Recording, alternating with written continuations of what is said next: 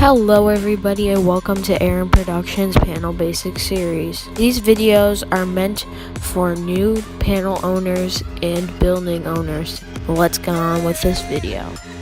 Hello, is your fire alarm panel constantly beeping like this?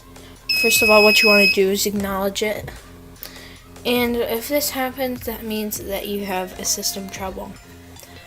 And a trouble basically means that there's something wrong with the system, and if you don't fix it immediately, then your life safety system can be compromised. So let's get started. First thing you would see is troubles in zones. There's a couple of different ways this can happen. One is if you do not have any resistors on the two zone terminals. So all you have to do is get a resistor. Make sure that you get the right resistor for your panel. Refer to the manual. And put it right here across the terminals, or in a professional install. As you can see, this trouble went away for zone 2 because that's the thing that I just plugged the resistor into. This usually means that if it is installed correctly, that somebody either cut the wire or removed one of your devices. Check the whole loop and see if somebody removed a pull station or cut a wire. If one of these is on the panel, maybe it's either blown or it fell off, just push it back in if somebody did an improper install, kind of like that, and then your trouble should go away. Also, this also can happen if you have the zone disabled, so somebody hit that button, or sometimes you need to program it with dip switches. Anyway that somebody could disable it, then it would say zone disabled and trouble right here. So just shut it off. Sometimes you may have to refer to the manual for that. See, it went away. Also, here you have your Knack Fault light. This is very similar to the zones, which means all you have to do is put a resistor on it. As you can see, it went away. If I take it off, it'll come back on. So, also, the main reason that these happen is because of a power trouble. Now, as you can see here, there are no batteries. Fire alarm control panels are supposed to have batteries. All you have to do is get some 12 volt, 7.5 amp hour batteries. You need 2 of those. And then right here, you just connect them in a daisy chain, and then you plug that into the panel if it's not plugged in already. Down here, you can see some other power troubles. We have our ground fault. Sometimes if something's touching the other one, or the panel has like signal going back, it'll trip a ground fault, and then you have to check out this area. And then charging, I guess that's for charging the batteries.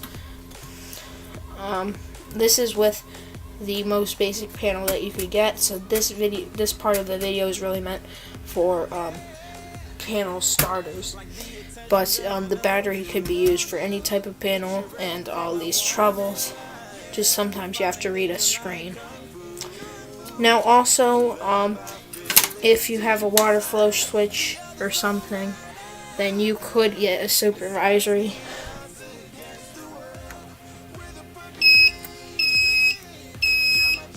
It beeps a little bit faster, usually. Supervisory, let's say you had a water flow switch that was open, or sometimes if it's shorted out the terminals, and you have it set to supervisory zone, then that'll be beeping and telling you that something's wrong. If you had a screen, it would say water flow or something. If you have the maintenance light on, this is I believe only on the MS2 and MS4 that I've seen. It's probably on all the MS panels, but that'll flash if an i3 is dirty. It only works on the i3s. I've seen it happen on pull stations before, but that's just a mess up. Just reset the system and it should go away if you don't have an i3 on that zone. If you do, it's because it's too hot, too cold, or it's dirty. Also, sadly, all of these could happen if you blew something on your panel.